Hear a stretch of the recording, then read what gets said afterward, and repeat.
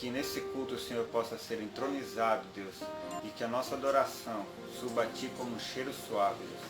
Abençoa a vida de cada um que está escutando esse culto, Deus, que está na sua casa, reunido com a sua família. Que o Senhor possa estar nesse momento tocando nesses corações, Deus, que o Senhor possa estar trazendo paz a essa casa, paz a essa família. Em nome de Jesus, a esperança para todo aquele que nele crê. Amém? Abra o seu coração, louve ao Senhor. Amém. Aleluia, Jesus. Quando o meu eu e meu orgulho descer comigo e se misturar com as águas do rio, não subirei como Naamã curado. Eu abro mão tudo que sou só pra servir ao meu Senhor. Eu abro mão tudo que sou só pra te adorar. Jesus, Jesus, quebra o meu orgulho, eu quero descer e mergulhar nas águas do seu amor, me purificar.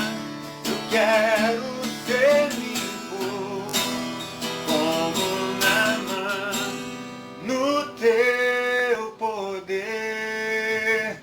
Quando o meu eu e meu orgulho descer comigo e se misturar com as águas do rio, não subirei como Naamã curado.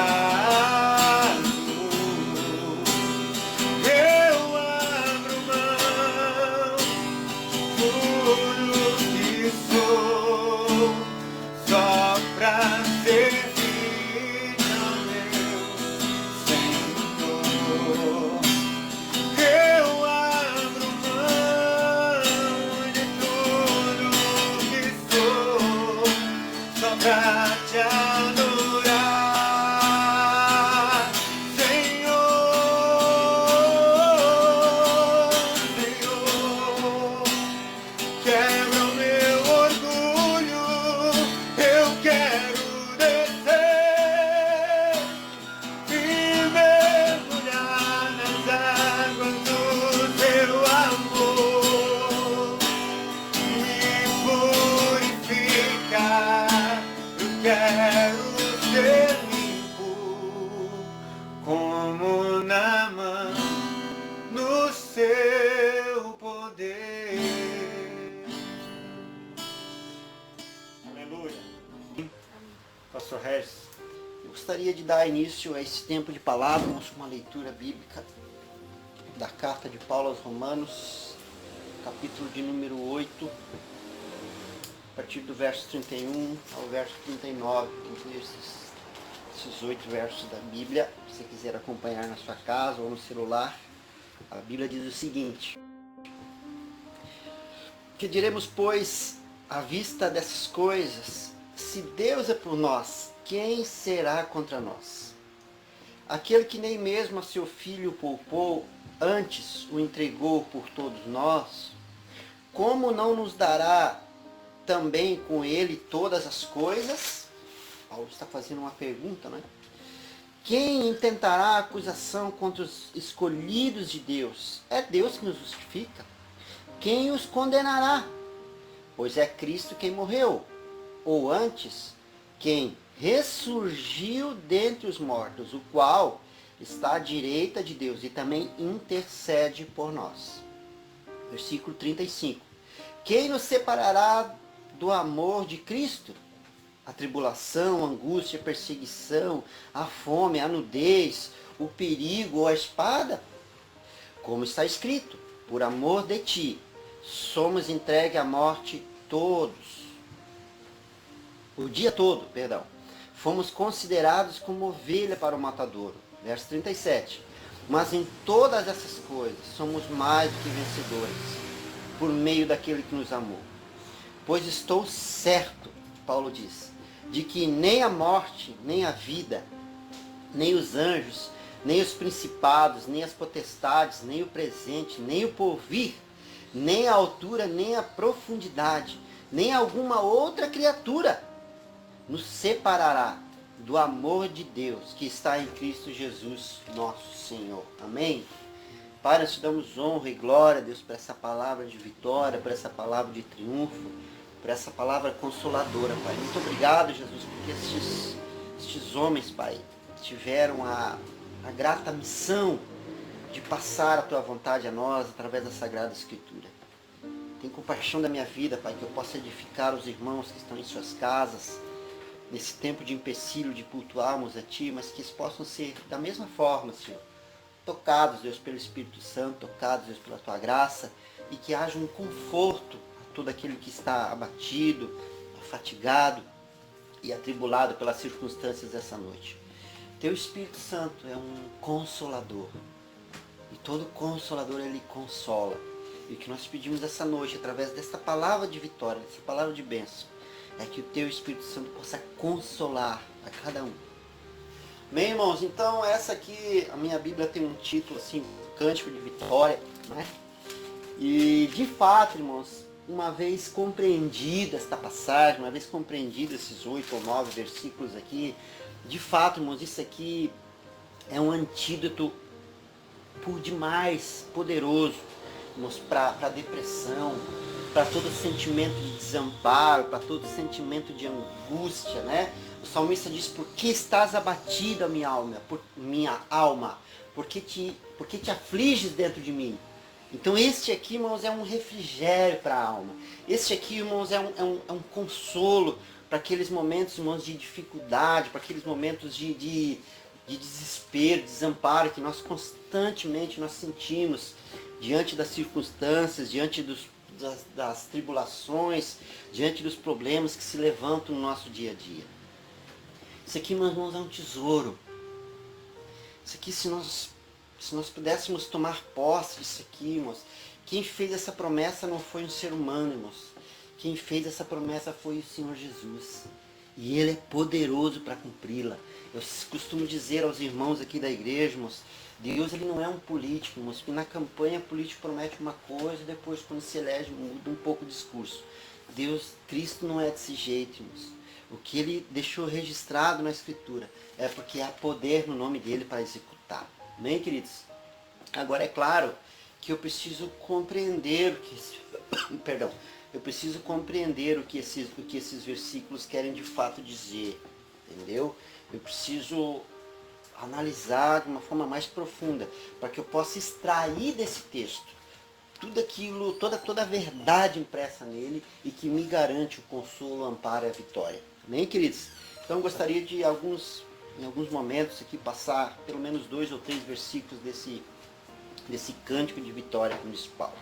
Eu quero começar falando um pouquinho sobre o verso 31, no qual nós temos o início da nossa leitura. Paulo disse assim, que diremos, pois, à vista dessas coisas? Preste atenção nisso aqui. Se Deus é por nós, quem será contra nós?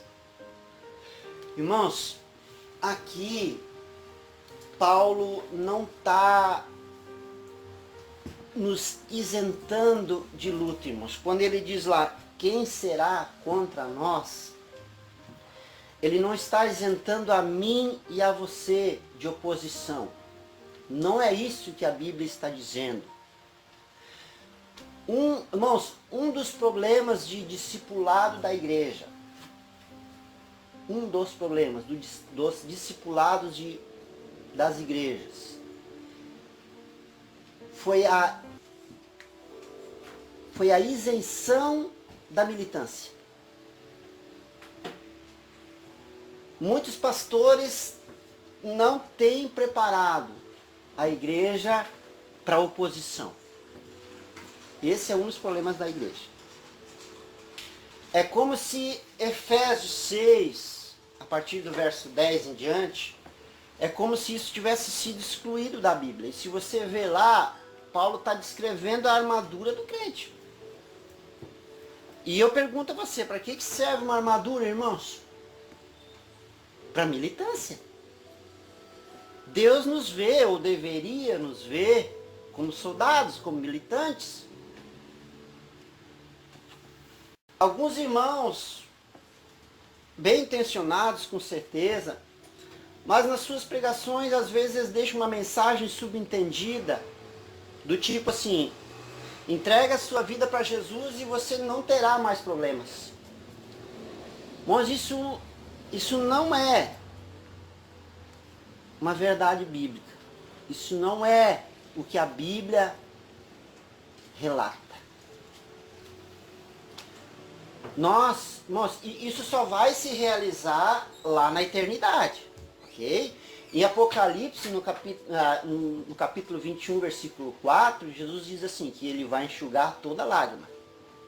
Ele diz lá que não vai haver morte, que não vai haver choro, que não vai haver dor. Mas isso é lá em Apocalipse, na plenitude dos tempos, quando eu e você, quando nós já tivermos atingidos a estatura do varão perfeito. Então lá a gente não vai mais saber o que é chorar, a gente não vai saber o que é dor, a gente não vai saber o que é uma lamentação, a gente não vai mais saber o que é isso. Esses sentimentos não vão mais fazer parte da nossa vida. Só que nós não estamos lá ainda, não é? Nós estamos, irmãos, ainda, ou deveríamos estar ainda, estar em combate. Porque aqui na terra, irmãos, nós deveríamos ser combatentes do Senhor Jesus. O que Paulo está falando aqui não é uma isenção de luta. Não é isso que ele está falando. Porque senão o discurso de Paulo não estaria colaborando com a pregação de Jesus. Entenderam, irmãos? Nós precisamos estar preparados, irmãos, para a militância. No Evangelho de Mateus, capítulo 7, a partir do versículo 4, o Senhor Jesus descreve duas casas. Escute isso. O Senhor Jesus descreve duas casas. Uma casa edificada sobre a areia, com os fundamentos na areia. E a outra casa com os fundamentos na rocha. E eu te pergunto, quem é a rocha? E é interessante que os eventos climáticos relatados contra as duas casas são idênticos. O que a Bíblia diz? Que descem a chuva, sobem os rios e sopram os ventos e dão da mesma forma, na mesma intensidade contra as duas casas. Então, se a minha casa, a minha vida pessoal, não estiver estribada na rocha que é Jesus Cristo, o que vai acontecer, irmãos? Quando a chuva vir, quando os rios subirem e os ventos soprarem contra a minha casa, o que vai acontecer? Vai acontecer que ela vai ser destruída. Por isso nós precisamos ter ciência da militância, nós precisamos ter ciência do combate aqui na terra. Se nós não estivermos preparados, o grande problema dessa pregação, irmãos, é que isso gera os crentes muito frágeis, onde na primeira oposição, na primeira coisa que não funciona muito bem, ou que nós pensamos que não está funcionando muito bem, eles regridem, eles param, retrocedem. E isso não faz parte da conduta cristã. Isso não reflete o caráter de Cristo. E nós precisamos estar atentos a essas coisas, irmãos. Nós vivemos em um mundo onde nós, inevitavelmente, nós vamos sofrer perseguições, nós vamos ter frustrações, nós vamos ser traídos, vamos ser enganados. E o fato de você ter entregado a tua vida para Jesus, o fato de eu ter entregado a minha vida para Jesus, não muda isso.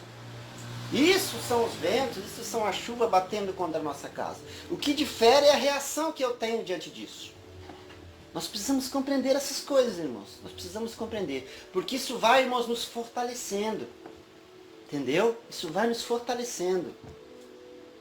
Irmãos, você sabe o que essas tribulações, você sabe o que elas estão forjando em nós? Sabe o que Deus permite, irmãos? Que a gente passe por dificuldades? Sabe por quê, irmãos? Porque Deus não nos ama? Não. Irmãos, Ele está forjando o nosso caráter. Sabe? Tem um texto, irmãos. Ele está forjando o nosso caráter nas dificuldades. Escute isso. 2 Coríntios 4,16. Vê se tem na tua Bíblia isso aí. 4,17? Isso, 4,17, não 4,16. Diz assim, ó. Paulo está falando. Pois a nossa leve... Paulo falando, é até engraçado, né, irmão? Pois a nossa leve e momentânea tribulação produz para nós eterno peso de glória. Você sabe o que é eterno peso de glória? Você sabe o que Paulo está falando? Eu vou explicar para você através de uma figura de linguagem. Guarde esse versículo. 2 Coríntios 4,17. Você sabe o que as tribulações estão forjando em nós? Estão moldando o nosso caráter. Estão nos tornando parecidos com Cristo, parecidos com os discípulos. Por isso que eu e você precisamos passar por tribulações, precisamos passar por adversidades. Eu quero explicar o que é eterno peso de glória.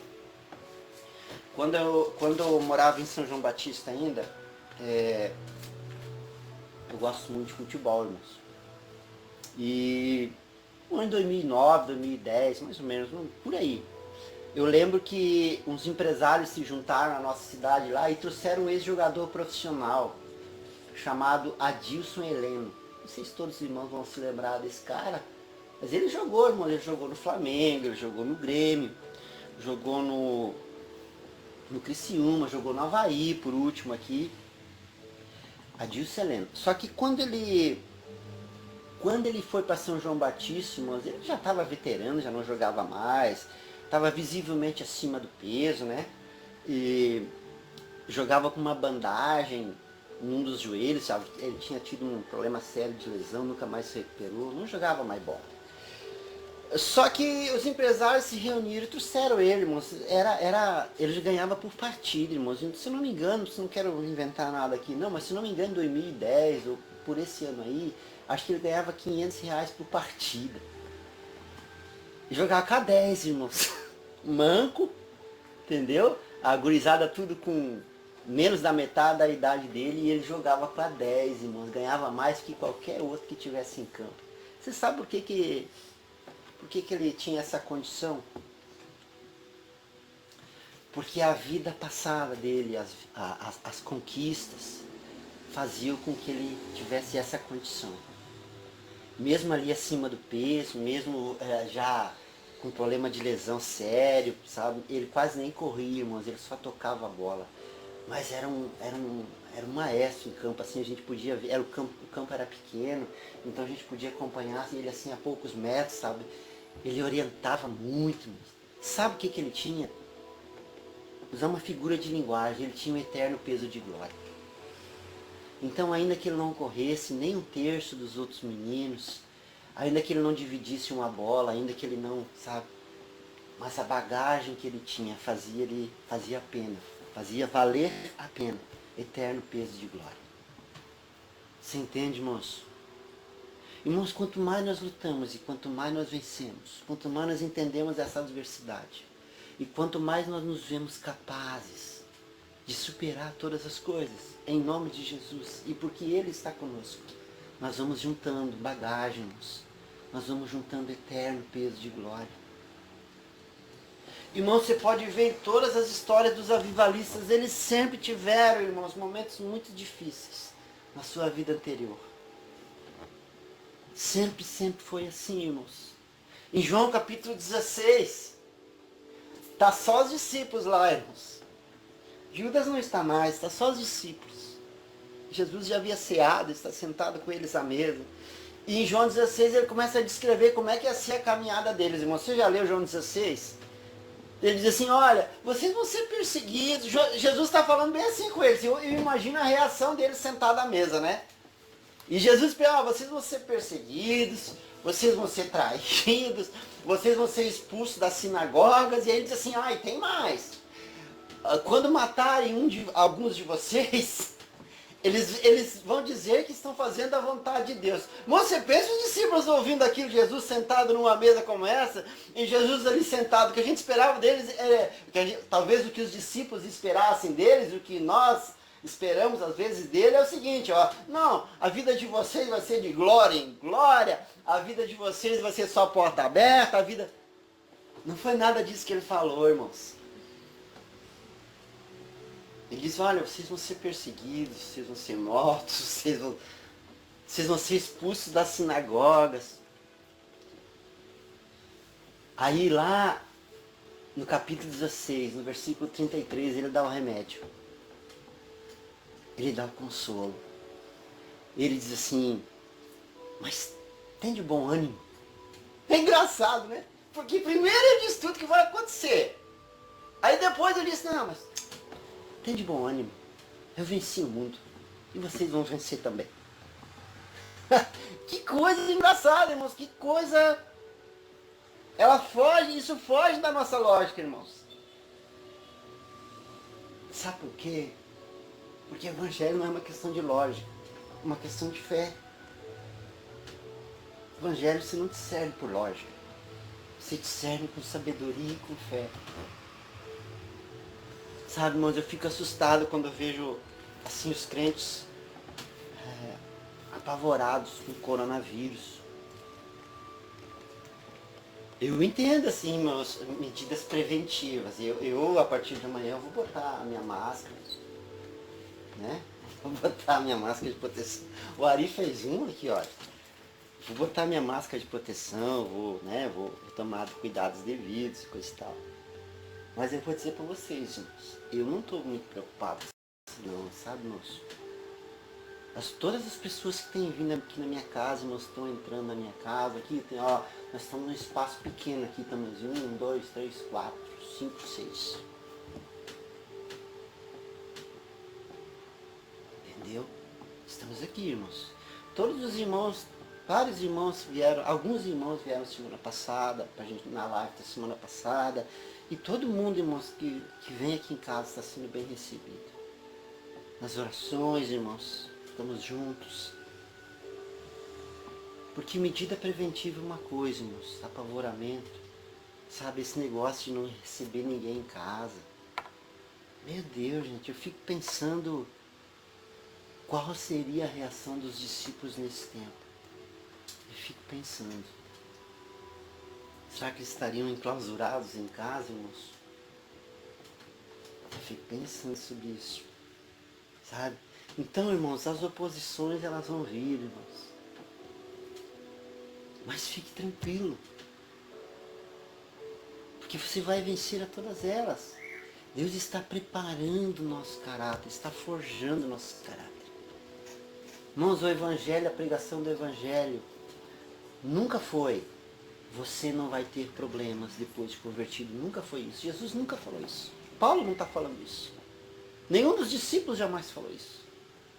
A verdadeira mensagem do Evangelho anota isso, você vai vencer todas as coisas. Essa é a mensagem do Evangelho. É isso que Paulo está dizendo.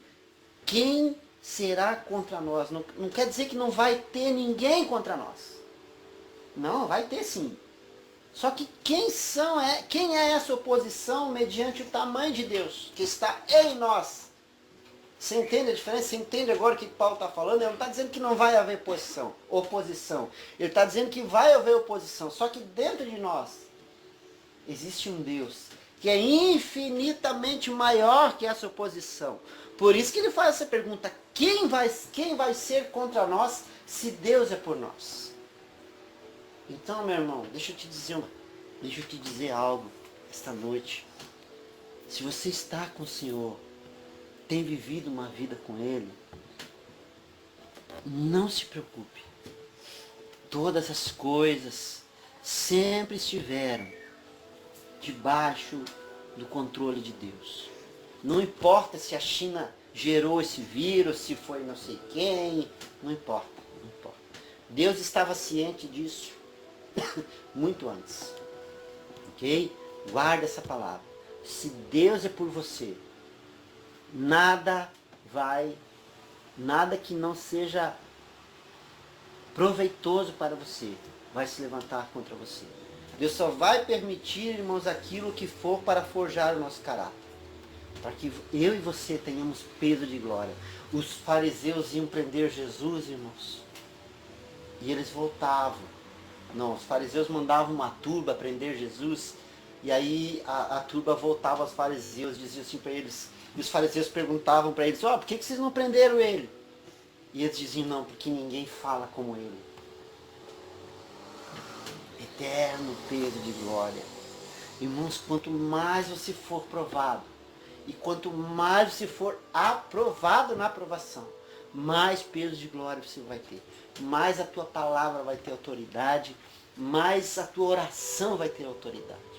Entenda isso, irmãos, ok? Deus nos fez militantes, Deus nos fez soldados.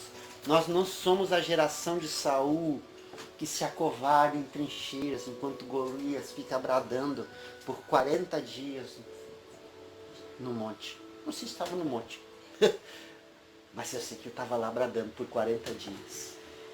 Nós somos a geração de Davi, que sem nada, uma tiradeira e algumas pedras. Ok? Glória a Deus. Versículo 32. Escute isso. Vamos continuar. Aquele que nem mesmo a seu próprio filho poupou, antes o entregou por todos nós, como não nos dará com ele, né, por causa desse sacrifício, todas as coisas? Irmãos, isso aqui, irmãos, é de uma profundidade. Aqui está falando, obviamente, irmãos, do sacrifício de Cristo. Então, Deus Pai, irmãos, Ele teve...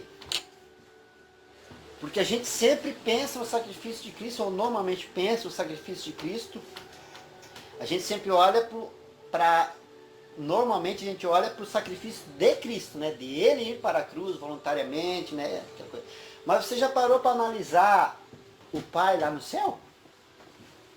Quem é pai que já teve um filho no hospital, né? Que já teve filho assim em perigo de vida, sabe que é um momento assim de desespero para qualquer pai, né?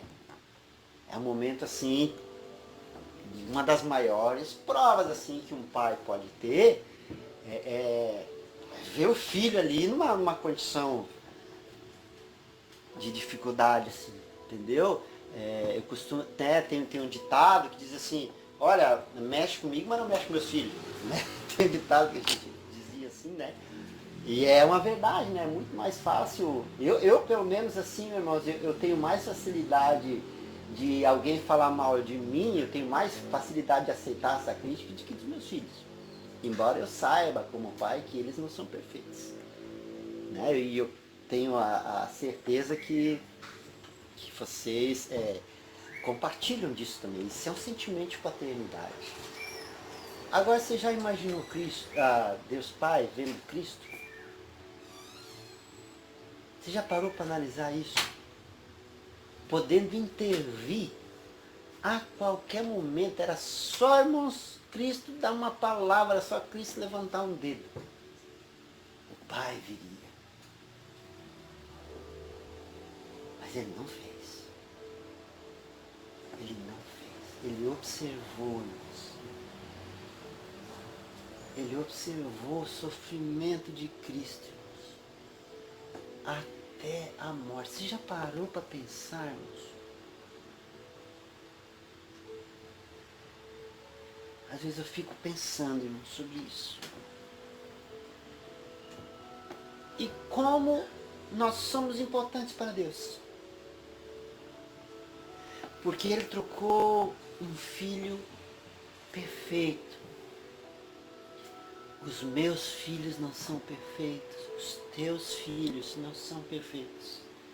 Mas Deus trocou a vida de um filho perfeito pela vida de sei lá quantos trilhões de seres humanos imperfeitos. Quando a grande maioria não, a maioria desses seres humanos não dá a mínima importância para o sacrifício de Cristo. Como eu disse para vocês a semana passada ou semana retrasada, 1/3 do mundo é cristão. 1/3 apenas do mundo é cristão. E Deus Pai foi capaz de entregar a vida do Filho perfeito por mim e por você. E não foi qualquer morte não, mas foi morte de cruz. Uma morte terrível, uma morte cruel. Se você estudar clinicamente a morte de Jesus, a crucificação, é algo terrível, mas era uma morte lenta. Terrível, terrível. E Deus Pai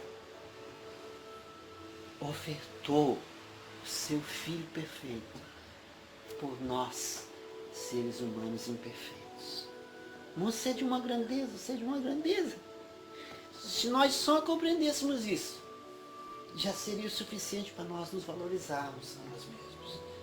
Cara, que importante que eu sou. Um Deus, um homem Deus, deu a vida por mim e o Pai Deus ficou assistindo isso tudo. Ficou assistindo. Pelo amor que Ele tem por cada um de nós. Então esse versículo aqui, irmãos, tinha que estar sublinhado na nossa Bíblia e tinha que ser compreendido. Agora tem um detalhe aqui, ó. Por causa desses sacrifícios, como não nos dará também com Ele todas as coisas? Agora, eu preciso entender aqui o que são todas as coisas. Ok? Que ele está dizendo o seguinte: bom, se um pai não nega o filho em favor de muitos, então esses muitos podem pedir qualquer coisa por causa desse sacrifício que eles vão alcançar. Só que isso, eu preciso entender de que coisas que ele está falando aqui. Isso aqui, irmãos, não é um individualismo. Isso aqui não é, irmãos, um bem-querer próprio. Isso de ter todas as coisas em Deus, irmãos, não significa, irmãos, eu dar vazão ao meu egoísmo. Entendeu? Você já percebeu, ou sou só eu assim, irmãos, que a TV nunca tá grande que chega? Né? É só eu assim, irmão. O celular nunca tá bom que chega. Né? O que mais? O carro nunca tá bom que chega. A mulher, mas ela já tem 35 pares de sapato, mas nunca tá bom que chega. Nunca tem que chega. Para isso. Quem pode explicar, não? Sou só eu que sou assim, irmãos? Ou você também é? Você também compartilha disso? Não é disso que Jesus está falando. Não são todas as coisas nesse sentido. Não é. Deus não é, irmãos, lista de Papai Noel. Não. Eu preciso compreender o que eu tenho em Deus. Todas as coisas. Não são todas as coisas nesse sentido. No sentido de egoísmo. Sabe por quê, irmãos? Porque a visão de Deus para nós, ela sempre foi comunitária e não individual. Escute bem o que eu vou explicar para você essa noite, irmãos. A visão de Deus para a humanidade sempre foi coletiva, não individual. Desde o princípio, irmãos, Adão estava sozinho no Éden. O que Deus disse para ele? O que Deus conversou entre a Trindade lá? Não é bom ele estar só. Lembra disso? O que ele fez, irmãos, para Adão? Uma esposa. Porque não é bom o homem estar só. Já viu um homem sozinho em casa, irmão? Meu Deus do céu. Não funciona.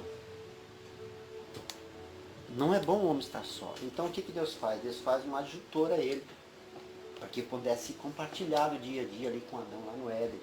E depois ele diz, olha, vocês crescem, vocês se multipliquem. Milênios depois, Jesus ensina os discípulos a orar. A oração mais famosa de todos os tempos. E ele ora assim, Pai, qual é a palavra? Nosso. Um pouquinho mais abaixo ele diz meu pão? Não. Ele diz pão nosso. Quando Jesus está falando lá, quando Deus está falando lá no Antigo Testamento, ele diz o meu povo.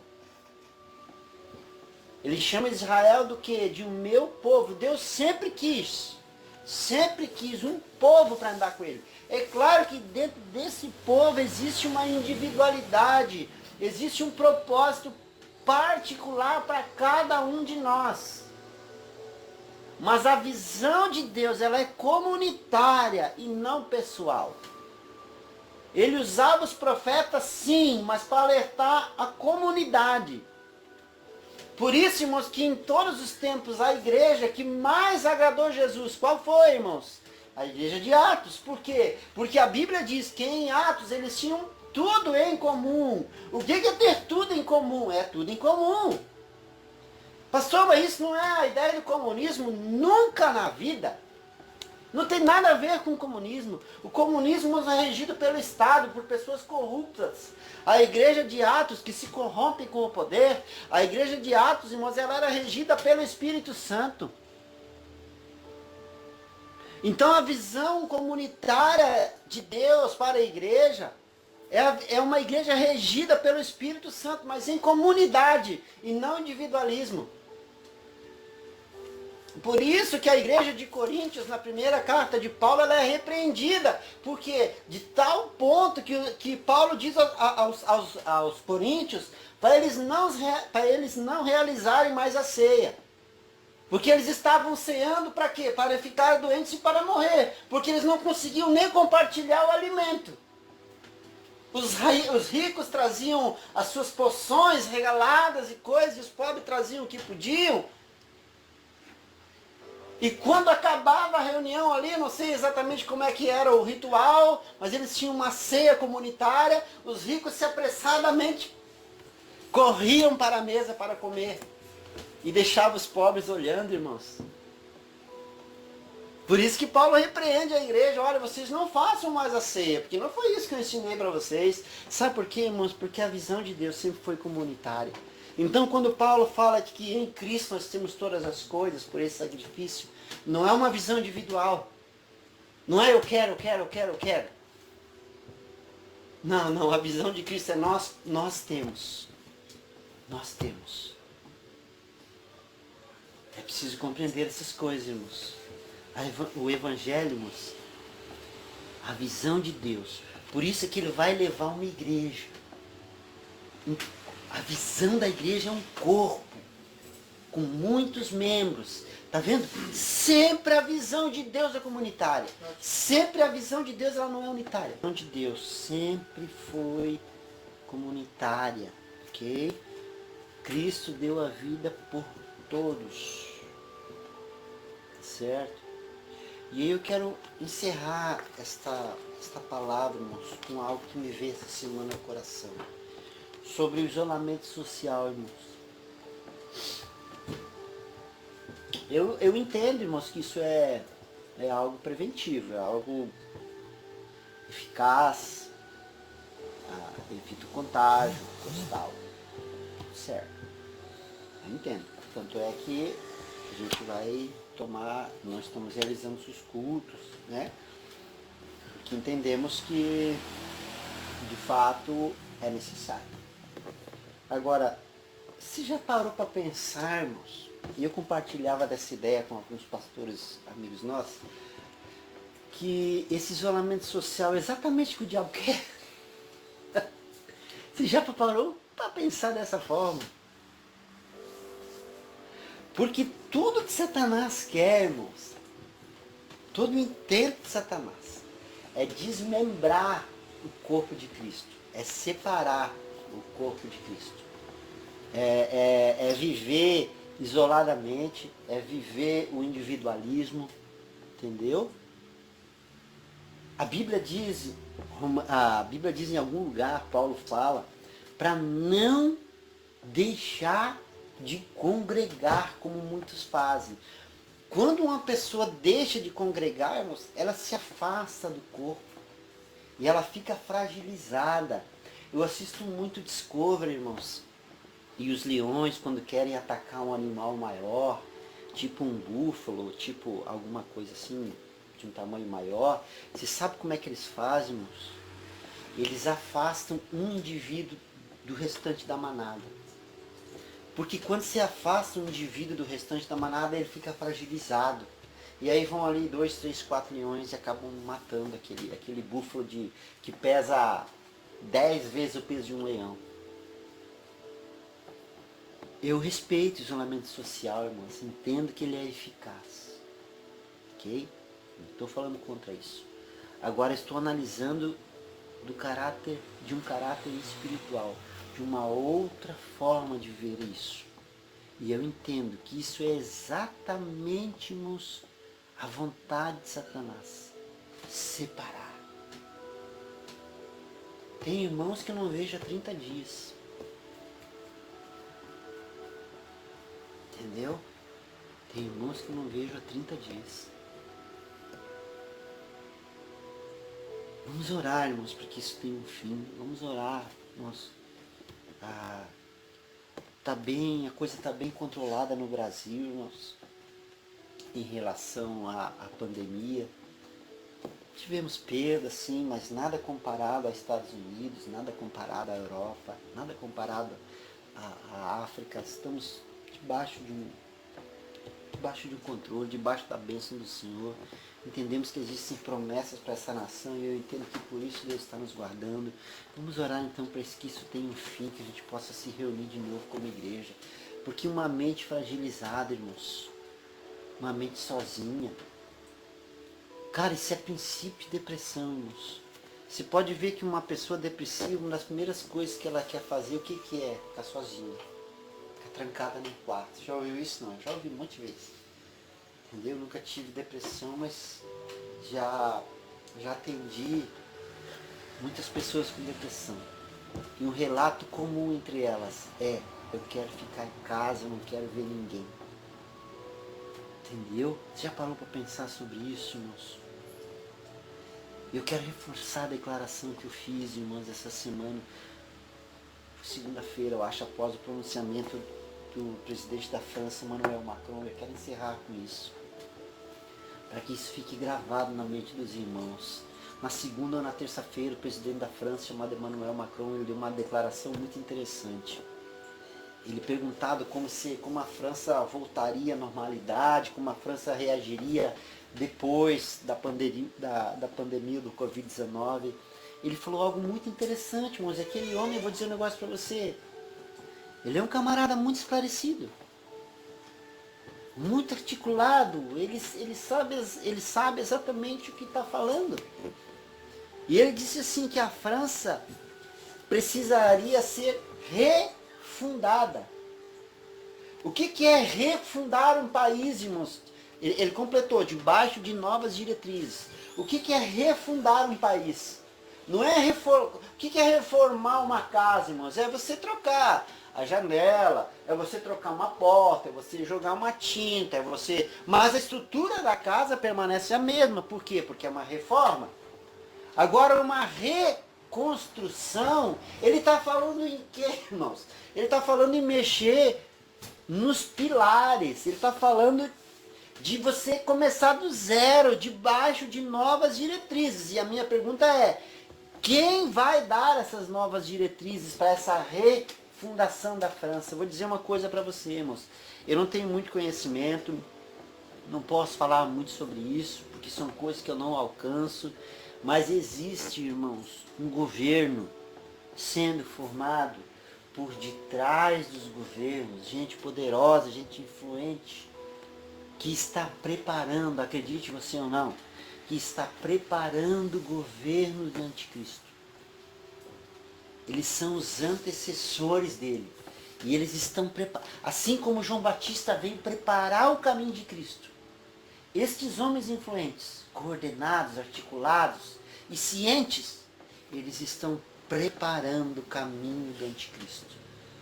Grave bem isso. Nós estamos vivendo dias, irmãos, fundamentais. E a igreja e o corpo de Cristo precisa ser combatente quanto a essas coisas. Ok? O coronavírus, irmãos, não é a maior das ameaças para a igreja. Não. Não. Ela é um princípio de dores. Não se assuste com isso. Fique alerta. Fique atento aos sinais da volta de Jesus. Amém? Cada informação dessa, irmãos, precisa ser analisada. Nós não podemos andar como nécios, como cegos. Nós precisamos ter esse entendimento de olhar as notícias, irmãos, com a Bíblia como pano de fundo. E essa declaração desse homem articulado, desse homem tão ciente, não é ele o anticristo, não é isso que eu estou dizendo, mas ele é um apóstolo, ok? Mas ele sabia exatamente o que está falando, ok, irmãos? Guarde essa palavra no teu coração, não se aflige, irmãos. Se Deus é por nós, quem será contra nós? Se aquele que nem mesmo a seu filho poupou, o antes o entregou por nós. Por ele nós temos todas as coisas. Amém, queridos? Guarde essa palavra. Confia no Senhor. Confia no Senhor que tudo vai dar certo. Gostaria de fazer uma oração para encerrar. Pai, eu te louvo esta noite, Deus, pela palavra do apóstolo Paulo, pela palavra de vitória do apóstolo Paulo. Nós te agradecemos, Pai, por esse tempo. Nós te agradecemos, Pai, pela oportunidade que temos da internet, de estarmos transmitindo a palavra, Deus. Muito obrigado, Jesus. Mas eu quero te pedir em especial, Deus, que essa reunião que está ocorrendo, ou que já ocorreu nesse final de semana, possa ser proveitosa, possa ser a favor da igreja. E que possamos, Deus, voltar a nos reunir novamente, porque entendemos a necessidade da comunhão, nós entendemos a necessidade da reunião como corpo de Cristo. Nos ajuda, Deus, move as coisas em nosso favor, Pai. Nós te pedimos essa bênção, em nome de Jesus. Você tem uma semana abençoada na paz do Senhor. Estamos encerrando, ok? Um abraço a todos.